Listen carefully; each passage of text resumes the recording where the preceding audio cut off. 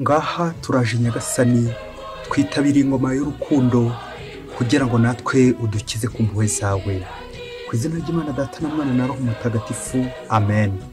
Amahoro bana b'Imana, ni muhumure, Imana iradukunda, n'ikimenyimenyi yemeye kuduha umwana wayo kugira ngo aducungure. Yezu Kristo wadupfiriye ku musaraba. Turi mu cyumweru gitagatifu, tugeze ku munsi wa kabiri muri ya minsi nyabutatu, Triduum Pascal, uwa gatandatu mutagatifu, tariki 8 Mata 2023, aho tuzirikana ububabare n'urupfu bya Yezu Kristo. Yezu Kristo uri mumva, twitegura kandi dutegereje icyizere ko Yezu Kristo azuka. Ni nkaho turi ku ntebe y'ubushyuhe dutegereje koko kwakira agakiza tukazukana na Kristo. Ese umuntu utegereje inkuru nziza yifata ate? Umubyeyi utegereje ko umwana agiye kuvuka yitegura ate? Ngaha rero tuje muri iyi myiteguro kugira ngo natwe koko tuzukane na Kristo, ariko niba twarapfanye na Kristo nguko gupfa gucyaha. Mu kwitegura no gutegereza umutsindo hamwe na Yezu Kristo, twabifashwamo n'ivanjiri uko yanditswe na Matayo, umutwe wa 26 umurongo wa 36 kugeza kwa 41. Nuko Yezu ajyana nabo aho hantu hitwa Getsemani, maze abwira abigishwa bati, nimwe mwicaye aha umwanya ngiye hariya gusenga. Ajyana na Petero na bene Zebedeyi bombi, atangira kugira agahinda n'ishavu. Nuko arababwira ati, umutima wanjye urashavuye byo gupfa, nimuguma aha kandi mube maso hamwe nanjye. Hanyuma yigira imbere gato, agwa yubitse amaso, asenga agira ati, Data, niba bishoboka inkongoro ice kure yanjye, nyamara ntibe uko njyewe nshaka, ahubwo bibe uko wowe ushaka. Agaruka kubigishwa be, maze asanga basinziriye. Nuko abwira Petero ati, nibyo byawe, ndiwashoboye kuba maso hamwe nanjye isaha imwe? Nimube maso kandi mwambaze, kugira ngo mutaza kugwa mu gishuko. Umutima w'umuntu uharanira ibyiza, naho umubiri wo ukagira intege nke. Iyo ni ivanjiri ntagatifu. Petero, ndiwashoboye kuba maso hamwe nanjye isaha imwe? Bakristo bavandimwe, Yezu Kristo akuzwe. Kuko tubivuze mu ntangiriro, tugeze kwa gatandatu mutagatifu. Uwa gatandatu mutagatifu ni umunsi wo gutegereza, ni umunsi wo gusenga, ni umunsi wo kwisubiraho, ni umunsi wo kwiyegeranya, ni umunsi wo guceceka, maze koko tugategereza icyo Imana ivuga, bityo tukatega amatwi. Ekute, tugatega Imana amatwi. Nimwumve icyo Yezu ababwira. Dutege Yezu Kristo amatwi kugira ngo twumve icyo atubwira. Kuko akenshi twebwe twihatira gusa kuvuga, ariko niba cyo bagira gute, niba cyo batega amatwi ngo bumve. Twumve Yezu. Audite Yezu. Muri aka kanya tuzirikana ko Yezu Kristo ari mumva, bya bindi byo kumvira nyine biganisha kumva, tujya kuzirikana ku ndwara.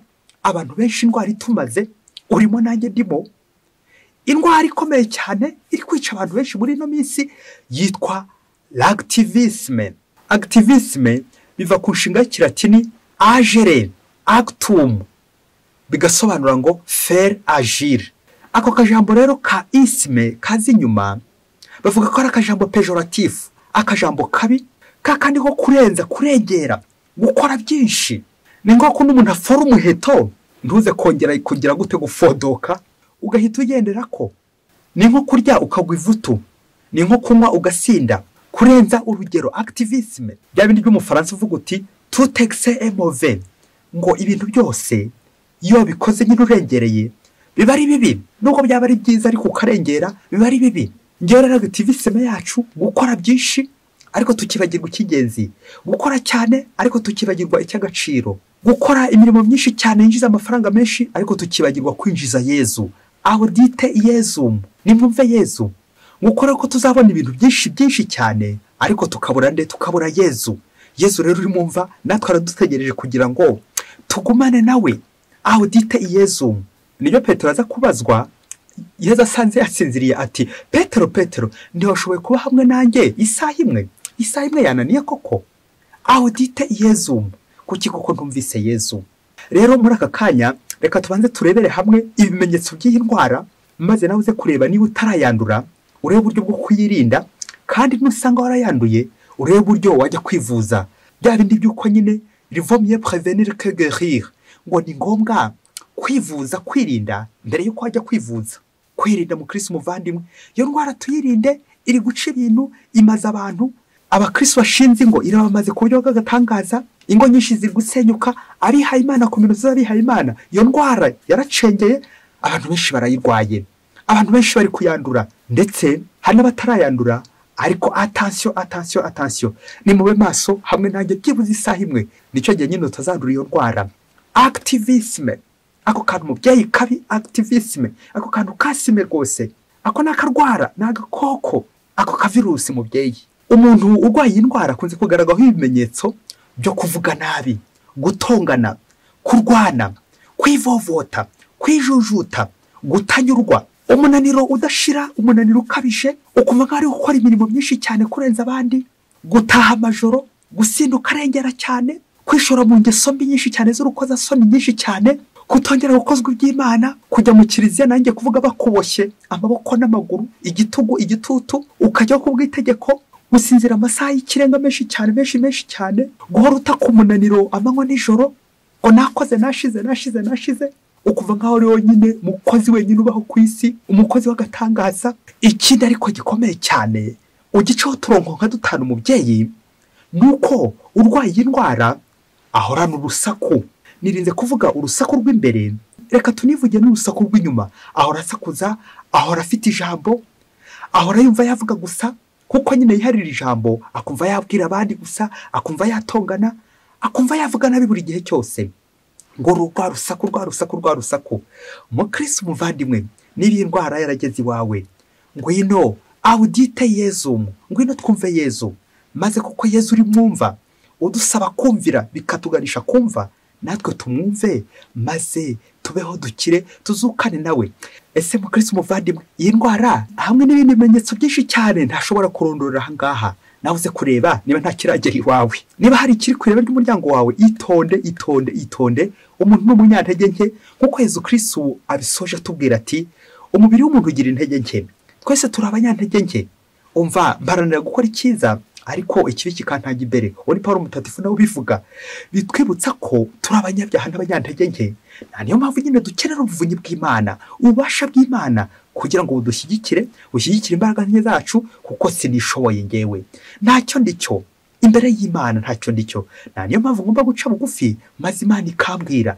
Ngomba guca bugufi, ngatega Imana amatwi, ngapfukama.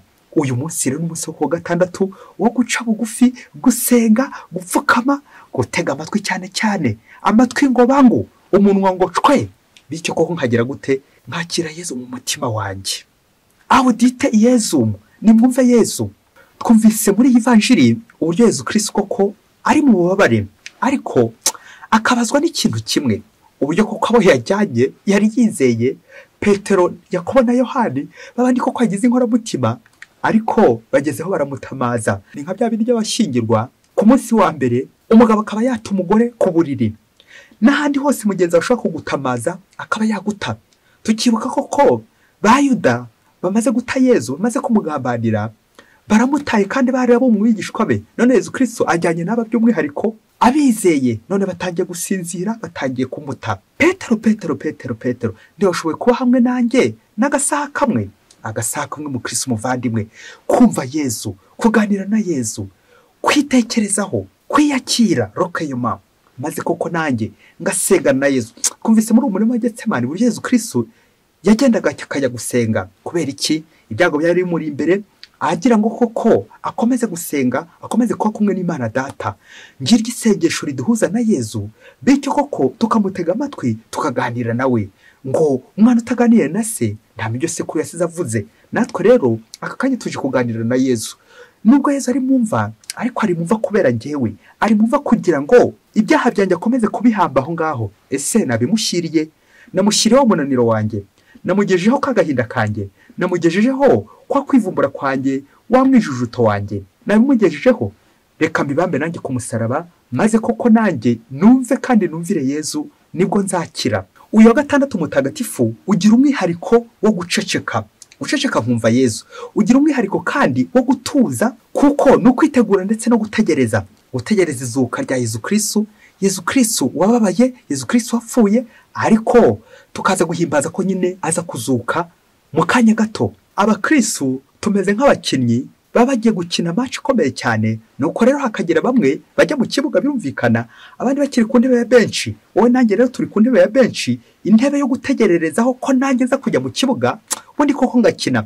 Mwari muzi babyeyi, umukinnyi uhora ari ku ntebe ya benshi ahora aho ngaho nyine ku ntebe, ntajya mu kibuga, burya biramubabaza cyane. Ariko si wowe utakumva coach aramubwira ati ngwino sha jya mu kibuga nawe ukine. Koca ntabwo kujyana mu kibuga.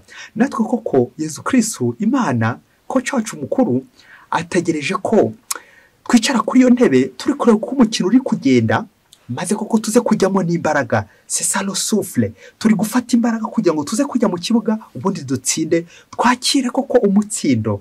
Umukino akumva ati koca araguhamagaye ishyushye, turi ku ntebe y'ubushyuhe. Rero koko umuntu uvuye guhamba, umuntu washyinguye, umuntu wagize ibyago, umuntu wapfushije aba afite akababaro n'agahinda. Ngatwe rero abakristo, Yezu Kristo yapfuye, tugomba kugira akababaro n'agahinda imbere yacu mu mutima cyane cyane, twifatanya na Yezu Kristo muri ubwo bubabare. Tumeze rero nk'abari ku rugendo bavuye gushyingura, aho tugomba nyine kwicara tugatekereza ku byiza by'uwo muntu tuvuye gushyingura, ubuzima bwe. Ese koko uyu muntu duhise dutandukana birarangiye? Aha, iyo tuvuye gushyingura umuntu wacu w'umukristo, tuzirikana ko nyine urugendo rutangiye ngaho n'ubundi koko tucyunze ubumwe nk'abana b'Imana bari ku rugendo nyine. Iyo umuntu rero ari ku rugendo ari gutekereza kuri ibyo byose, aba ari gushira impumu, agafata imbaraga, souffle, respiration, bityo koko yamara kuzura umwuka, ubundi koko kumva wakocara amuhamagara ati ngwino jya mu kibuga, cyangwa umusifuzi cyangwa uri ku rugendo ati ngwino tugende. Ubu rero natwe turahangaha kuwa gatandatu mutagatifu, ni nkaho turi gushaka umwuka, turi gutara igihaha, ari nazo mbaraga za roho. Rero nta handi wabona imbaraga za roho usibye mu isengesho, gusenga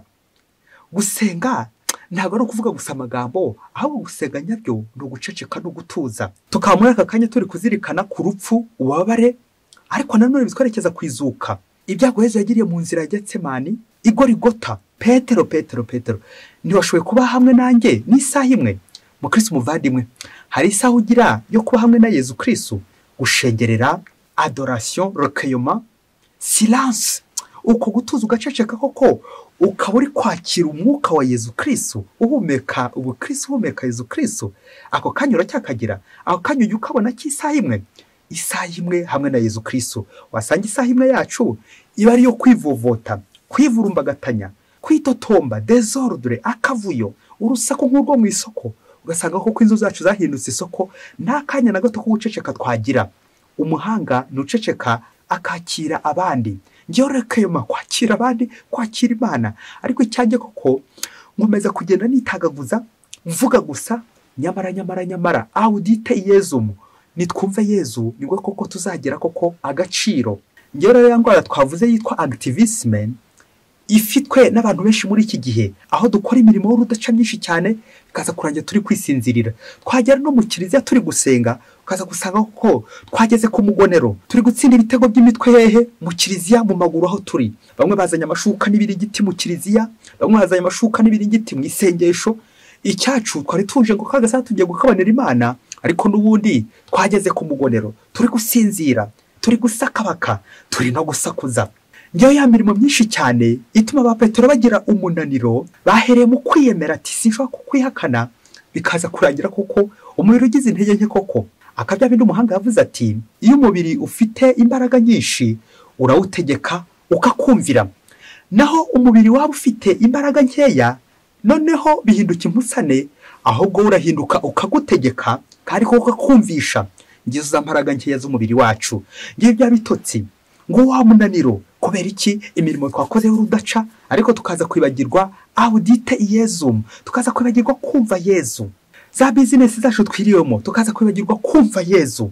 Dushaka ko twire tunavuga n'amasengesho ariko dutigeze twumva Yezu. Audite Yezu, ni mwumva Yezu. Ibi rero bigatwereka uburyo twivuruguta mu byaha. Yego tuba turi gushaka umugati w'abana, ariko se nanone wasanga ko imirimo yacu ari kuba turi kwivuguta mu byaha, turi kwivovota, desordre, akavuyo, turi kwishora mu ngeso mbi z'urukozasoni, ingeso mbi cyane zizitira Yezu, bityo ntidushoboye kumva Yezu, ntidushoboye kumwakira. Mukristo muvandimwe, niba ufite indwara y'ubunebwe ituma koko utumfite icyaka cy'Imana, utumfite inyota y'Imana, mukristo muvandimwe uzamenye ko indwara nawe ikuriho l'activisme, kuburira Yezu isaha imwe. Petero ntiyashoboye kuba hamwe nanjye n'isaha imwe koko. Ni ngaho Yezu nanjye yambajije ikibazo ati padiri wirirwa wiruka, wirirwa ukora, wirirwa muri activisme, nta n'agasaha nakamurambonera koko? Umuntu w'umupadiri wihaye Imana, umuntu ukorera Imana koko, umuntu w'umukristo, ndi umukristo wa Yezu, ariko uze kwibaza wowe wihaye. Uyu munsi wo kuwa gatandatu mutagatifu ni ukwibaza ngo ninde nihaye? Ese ni Imana nihaye? Ni Yezu Kristo nihaye? Mbega activism iraha ababyeyi. Ngo umunsi umwe hirya kure cyane muri Afurika ngo hari community imwe y'abafrere y'abihaye Imana. Nuko rero abafrere baza kugira bonne chance, baza kugira amahirwe, baza gutombora, baza kubona uruganda rukomeye cyane, uruganda rushyushye, urwo ruganda koko ruzabazanira inyungu koko, bakabaho koko, bagasenga birumvikana, ariko bakanakora ora et labora. Nuko rero muri urwo ruganda bari bamaze kubona, baza kujya inama y'abakuru, inama nkuru iraterana kugira ngo barebe mu bihaye Imana bafite b'abafrere umufrere bazashinga urwo ruganda, akamanaja warwo akarucunga koko, kugira ngo koko ruzabyarira inyungu umuryango wose, bityo bazabeho neza basenga kandi bakora imirimo byose bikagenda neza. Nuko koko bakomeza gutekereza ku mufrere bazatoranya muri abo bose abashyira ku murongo. Nuko batangira batekereza rero ngo harimo bakandida bagera muri 4. Nuko rero barabatoranya, nuko rero bagera ku wa mbere, basanga uwo wa mbere ashobora kuzaba Yuda kera, akazahinduka akoramo ntabure, akaba yabyitiza nyine, ubundi umuryango ukabutaha, ukabura ihene n'ibiziriko. Uwo ngo nyine bamuca akarongo ka gukuba. Bagera ku wundi wa kabiri, basanga uwa kabiri ashobora kera kuzaba Mariya Madalena kera atarahinduka, nawe rero bamuca akarongo ko gukuba, baramwihorera. Nuko bagera ku wa gatatu nawe bakomeza baramureba koko, basanga nawe kera kashobora kuzamera nka Safiri na Nani batubwira mu gitabo cy'ibyakozwe n'intumwa, kwikubira. Baravuga bati uyu nguyu nawe ni danger de mort, bamushyiraho akamenyetso ko gukuba, buri nawe baramwihorera. Nuko rero ku nshuro ya 4 koko bamaze kuburanirwa neza bari gushaka umuntu koko wazamucunga mutungo urwo ruganda rwabo rushyushye, baza kugera kuri kandidatire y'umufrere bita Peter. Frere rero bita Peter ngo akaba yari umwihaye Imana koko mwiza, ubyuka asenga koko, yajya no kuryama akibuka kujya gusenga, ntasibe gahunda za community, yari punctuel, ariko by'akarusho ngo akaba n'indahemuka, ngo ku buryo koko baramwizeraga cyane, afite na discipline ameze neza. Urumva Peter koko yubahiriza gahunda zose za community z'umuryango, punctuel kilete, yitangira umuryango n'inyangamugayo koko, babona ari we mukandida koko rukwiye kugira ngo mushinge koko iyo poste zinjiriza community, zinjiriza umuryango. Nuko rero igihe kiza kugera koko Peter uwo mwanya barawumuha kugira ngo koko azafashe umuryango. Umwaka wa mbere abikora neza koko, yubahiriza gahunda zose za community, asengera hamwe n'abandi, agasangira hamwe n'abandi, mbese koko yitwara neza ndetse anungukira umuryango. Nuko rero umwaka wa kabiri ugeze, bya bindi noneho bitangira gucurama no gucurikwa. Aho kongera kuzinduka asengera hamwe n'abandi, ahubwo yazindukaga akajya mu mirimo. Aho gutangwa asangire n'abandi, ahubwo Peter akajya gusangira n'abakiriya kugira ngo yenterese abakiriya, kugira ngo akurure abakiriya. Aho kuza kuryama ku isaha yabugenewe, ahubwo akaza minuit local, nijoro cyane, nka rya rindi rya Yuda yagiyemo agiye kugambanira Yezu, ngo yarakiri gushishikaza abakiriya no gukurura abakiriya.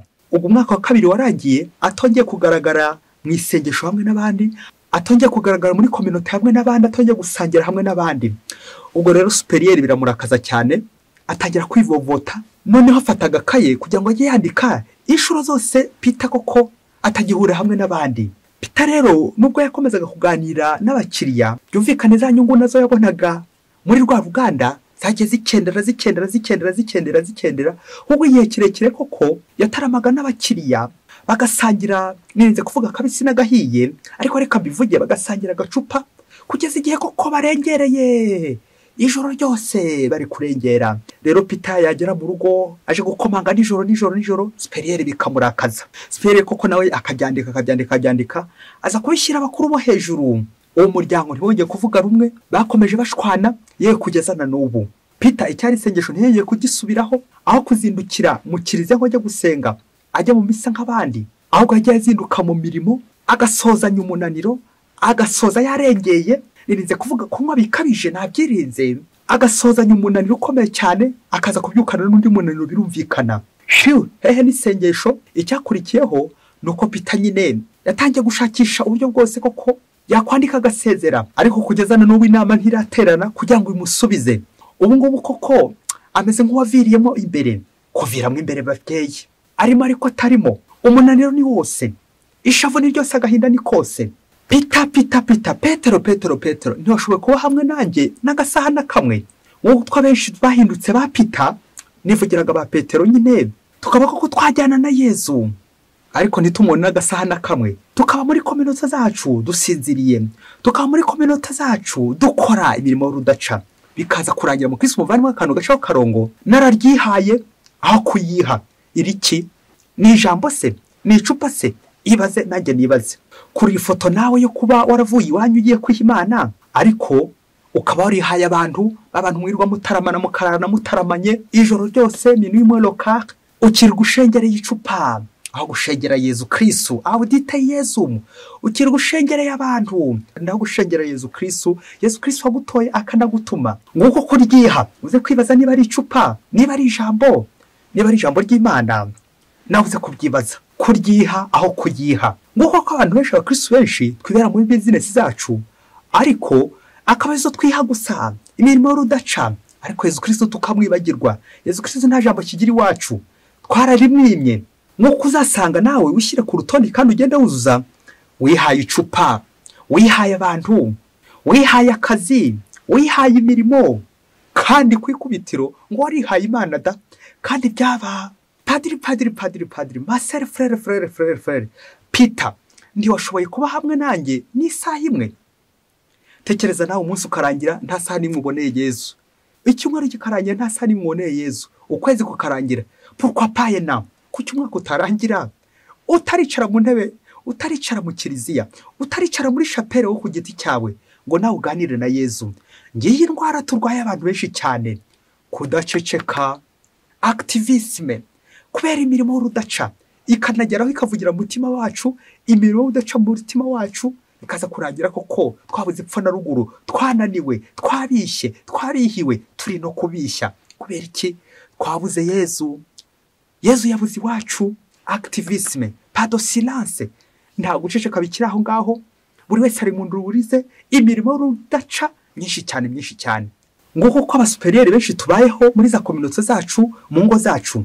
Mwaba muzi umurimo ukomeye, umurimo w'ibanze w'umushefu muri primaire, ngo kwari ukwandika abasakuza. Nguko ko abakuru muri twebwe wowe nanjye turimo, akenshi tubayeho no kugenda twandika bari gusakuza gusa, abatari kubahiriza gahunda, abatari gukora, abatari gusenga. Ugasanga mfite agakayi ndi kugenda nandikamo gusa abantu badakurikiza gahunda.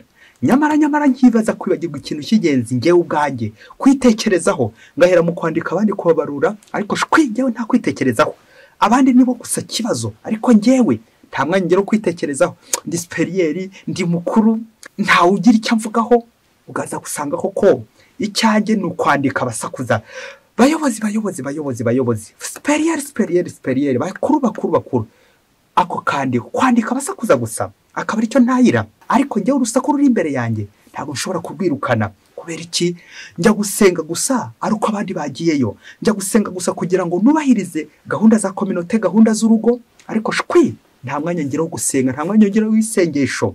Njyewe rero impamvu tubihirwa abakristo bavandimwe, nkananirwa, ngashavura, nkagira ibibazo byinshi cyane muri communauté yanjye, mu rugo rwanjye. Ibibazo byaburi ibisubizo bikaza bikanyirohaho, nkagira ishavu n'agahinda, nkarihirwa, nkavira imbere nkaviramo. Kubera iki? Nabuze ijambo rimwe gusa, kwitekerezaho. Ngiye activisme twese tumaze, nta muntu ugifata igihe ngo yitekerezeho, areba aho yakosheje maze yikosore.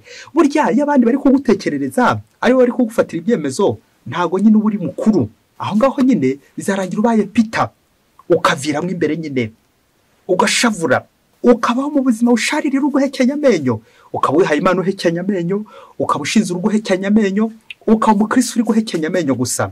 Kubera iki? Activisme waburiye Yezu umwanya.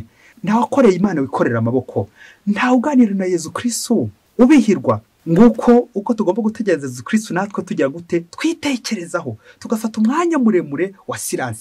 Mukristo muvandimwe, uwa gatandatu uze kwihangana, nawe ufata agasaha kamwe mbere yuko twinjira kuri Pasika uganire na Yezu. Njya gusoreza ku buhamya bwa mutagatifu Inyasi wa Loyola. Umunsi umwe ngo Inyasi wa Loyola ngo bishoje ko baraba contre-sigsen cyangwa abantu yafashaga mu buhamya bwe. Inyasi niwe washinze umuryango w'abayezuwiti, dore ko ari umuryango munini cyane rwose, umuryango w'abihaye Imana ukomeye cyane kandi ushinze imizi koko muri Kiliziya Gatolika.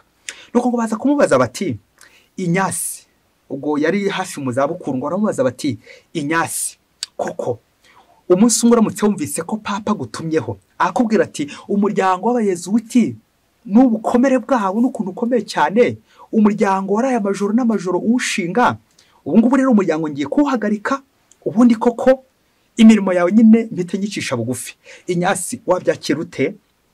Nuko ngo Inyasi ariherera arabasubiza ati, umva, irimo sufi un quart d'heure de raison, ngo birampagije kuba nabona gusa 1/4, ubwo ni iminota 15 y'isaha, mbitekerezeho mbisengere, nashobora kubyakira. Amen, amen, amen, amen.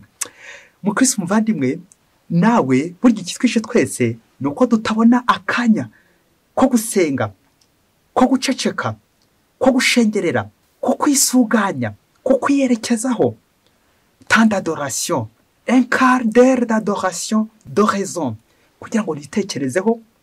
Bityo ibyo byose bimbabaza, ibyo byose binshavuza, ibyo byose bijye kumbangamira, mbashe kubitekerezaho. Nimbitekerezaho hamwe na Yezu Kristo, umva nta kibazo biri buze, ko nta kibazo habe namba, nta kibazo, yewe nzabyakira neza sportivement, nzabyakira neza n'umutima mwiza. Nihagira esheke ngira, ibibazo ngira, gutsindwa, nzashobora kubyakira. Kubera iki? Nabyakiranye hamwe na Yezu, nagumanye na Yezu, nabonye akanya ko gusenga, ko kwitekereza, ko guceceka. Ngiki cyumweru gitagatifu turimo, ngo wa gatandatu mutagatifu turimo, kwitekerezaho, kwitekerezaho buri munsi nkumva Yezu, kwitekerezaho buri munsi nkumva Yezu, kwitekerezaho buri munsi nkumva Yezu. Mwese mugire imyiteguro myiza ya Pasika, kandi Imana ibaho umugisha. Imana Data na Mwana na Roho Mutagatifu. Amen. Padiri Masumbuko Ladislas wa Diocese ya Cyangugu.